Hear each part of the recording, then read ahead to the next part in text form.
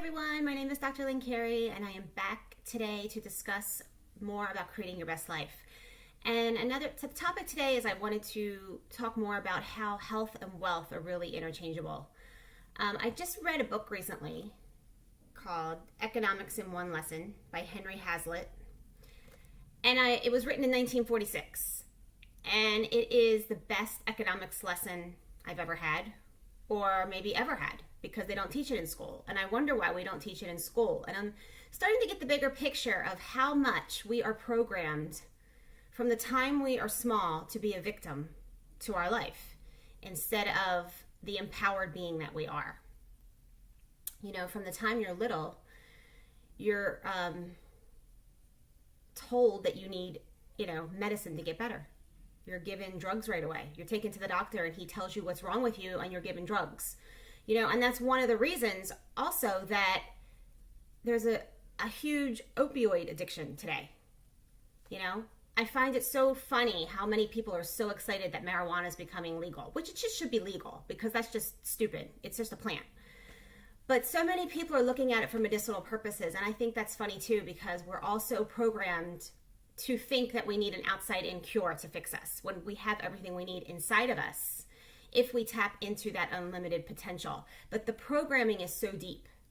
So this economics book, started to open up my eyes about how much interference we are getting from the outside world, or we need help from the outside world, like government interventions and things like that, instead of empowering us as a people to, especially with basic economics, is to let supply and demand regulate economics and the money.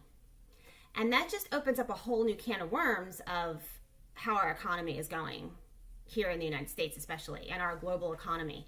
If we start to understand the basic economics, we can make better decisions. That's what I feel. But we're all programmed to think that we need these outside programs and help, and because people don't know how to help themselves. So if we all were taught how to create wealth, build wealth, how to have passive income, if we were all taught how our body is continually healing itself all the time, if you get the stress out of the way, if you get all those limiting beliefs out of the way, if you get the fear out of the way. And that book has led me to a couple of other books that just really started having me, think about what I want my life to look like. Economically, on a personal level, where I want to live, what I want to do, how I want my finances set up. I already am able to make decisions for myself for health. I just trust that the body heals myself, and I know heals itself, and I believe that anytime that I am symptomatic, I am usually just out of balance. I need to rest. I need to realign myself. Sometimes I'm just too excited and my body starts to crash. Like I have too much energy flowing and I can't contain it in my small vessel of my body. Sometimes I can go into worried mode, and I know that. I know how to shift that pattern in my head. That's empowering. If we all got to the point where we knew the moment we were starting to create dis-ease in our life. And that's dis-ease in our body, dis-ease in our finances, dis-ease in our relationships, dis-ease within ourselves, mentally, before it even becomes physical. When we notice we're going into the non-flow, and then we can shift back into the flow, it's so empowering. I have a lot of people reach out to me for donations, especially for disease. They want to cure a disease. Cancer is a big one. And I've decided a long time ago I will not support organizations that are trying to cure a disease, because I really truly believe we have it all wrong. There's no outside cure. Most of the cures that we think we have today were already if you look at the whole research, a lot of research is being shown, usually from the drug companies that want you to see what they want to see, because drug companies are big business. Insurance is big business. So if we're looking at both sides, a lot of times you see that a lot of diseases were starting to become eradicated even when the so-called cure arrived, because we, as a humanity, we start to build a natural immunity. Once the fear calms down, once people start to get a handle of all the propaganda that's put at them about a certain disease, we all start to self-regulate and we become better. A lot of the problem is all the fear around it.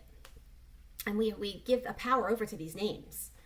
But I find it interesting too that a lot of people who want to cure these diseases, especially like cancer, I find that most of those people do not use pure products. They will not invest their money in pure products. They want to buy the cheap stuff that has all kinds of gasoline produced chemicals, hormone injected animal byproducts in it, things that are cancer causing ingredients, that are known cancer causing ingredients that are in the products. They continue to use them. And that's just crazy. I had a lady clean my house back in the day. She was a cancer survivor. She wore the whole pink thing, you know, like pink, let's save, you know, we're going to cure cancer.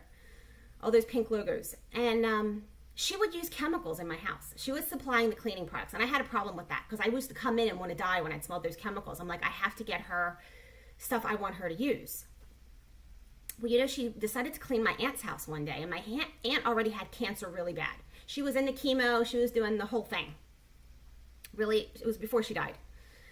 And this lady proceeds to tell me that, oh, I can't use these regular cleaning products while she's under the chemotherapy treatments because they're not good for her immune system. I have to use natural products. This is the mentality that I see a lot of people have. You can't be this stupid. It's common sense. Clean up your lifestyle. Clean up the chemicals that are in your diet. Clean up the chemicals that are in your skincare products, your hair products, your makeup. Stop supporting these companies that are mass producing them in our environment. That's not good for the environment. It's not good for us. It's disempowering. Same with, there's another example. So here's health and wealth right now. There was a lady back in my hometown who I adjusted, and I remember her daughter was having a baby. She was stuck in a job 8 to 5. She didn't want to put her baby in daycare. I said, hey, she could start building this Arbonne business on the side. You know, this is the most empowering thing I've ever found ever. Answers every question, every scenario. And she said, oh, I think she should just get like a job at the town hall because it'll pay for her benefits. And there's stuff she could do there, like, you know, doing community functions, stuff like that. And I thought, oh my God. This girl is first of all, this is complete sheep mode, like not thinking for yourself. And who's going to be paying for this girl to have this job at town hall? My taxes. I don't want to support, let's create a job for her so she can be mindless and get her health benefits and not put in her own effort to build a life. And a lot of this is happening. So when I read this book, The Economics in One Lesson, I realized how much we have a lot of government function. We have too much government today. We need to get back down to basics. People need to start to be responsible for themselves. And a lot of these charity cases, a lot of these disease organizations, a lot of these things that we spend so much time and money on would start to self-regulate.